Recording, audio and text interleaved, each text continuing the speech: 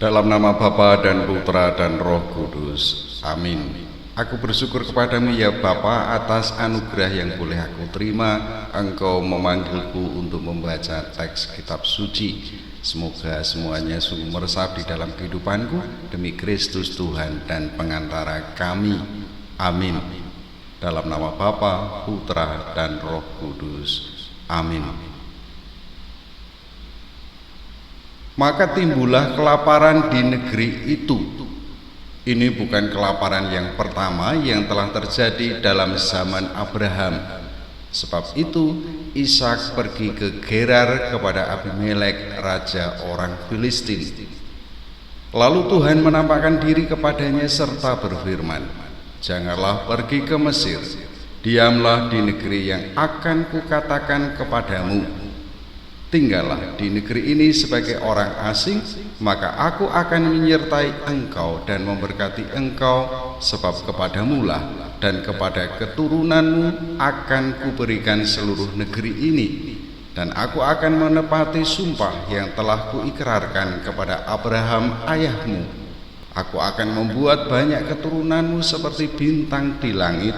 Aku akan memberikan kepada keturunanmu seluruh negeri ini, dan oleh keturunanmu semua bangsa di bumi akan mendapat berkat, karena Abraham telah mendengarkan firman-Ku dan memelihara kewajibannya kepadaku, yaitu segala perintah, ketetapan, dan hukum-Ku." Jadi tinggallah Ishak di Gerar. Ketika orang-orang di tempat itu bertanya tentang istrinya, berkatalah ia, "Dia saudaraku." Sebab ia takut mengatakan, "Ia istriku," karena pikirnya, jangan-jangan aku dibunuh oleh penduduk tempat ini karena Ribka, sebab elok parasnya. Setelah beberapa lama ia ada di sana, pada suatu kali menjenguklah Abimelek, raja orang Filistin itu dari jendela. Maka dilihatnya Ishak sedang berjumbu-jumbuan dengan Ribka istrinya. Lalu Abimelek memanggil Ishak dan berkata, "Sesungguhnya dia istrimu, masakan engkau berkata, 'Dia saudaraku'?" Jawab Ishak kepadanya, "Karena pikirku, jangan-jangan aku mati karena dia." Tetapi Abimelek berkata, "Apakah juga yang telah kau perbuat ini terhadap kami? Mudah sekali terjadi, salah seorang dari bangsa ini tidur dengan istrimu, sehingga dengan demikian engkau mendatangkan kesalahan atas kami." Lalu Abimelek memberi perintah kepada seluruh bangsa itu, "Siapa yang mengganggu orang ini atau istrinya, pastilah ia akan dihukum mati." Maka menaburlah Ishak di tanah itu, dan dalam tahun itu juga ia mendapat hasil 100 kali lipat, sebab ia diberkati Tuhan. Dan orang itu menjadi kaya, bahkan kian lama kian kaya, sehingga ia menjadi sangat kaya. Ia mempunyai kumpulan kambing domba dan lembu sapi serta banyak anak buah, sehingga orang Filistin itu cemburu kepadanya. Segala sumur yang digali dalam zaman Abraham ayahnya oleh hamba-hamba ayahnya itu telah ditutup oleh orang Filistin dan ditimbun dengan tanah. Lalu kata Abimelek kepada Ishak, "Pergilah dari tengah-tengah kami, sebab engkau telah menjadi jauh lebih berkuasa daripada kami."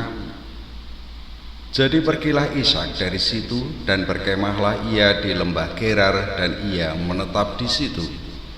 Kemudian Ishak menggali kembali sumur-sumur yang digali dalam zaman Abraham ayahnya, dan yang telah ditutup oleh orang Filistin sesudah Abraham mati. Disebutkannya lah nama sumur-sumur itu menurut nama-nama yang telah diberikan oleh ayahnya. Ketika hamba-hamba Ishak menggali di lembah itu, mereka mendapati di situ mata air yang berbual-bual airnya. Lalu bertengkarlah para gembala Gerar dengan para gembala Ishak. Kata mereka, "Air ini kepunyaan kami." Dan Ishak menamai sumur itu Esek, karena mereka bertengkar dengan dia di sana. Kemudian mereka menggali sumur lain, dan mereka bertengkar juga tentang itu. Maka Ishak menamai sumur itu Sitna. Ia pindah dari situ dan menggali sumur yang lain lagi, tetapi tentang sumur ini mereka tidak bertengkar.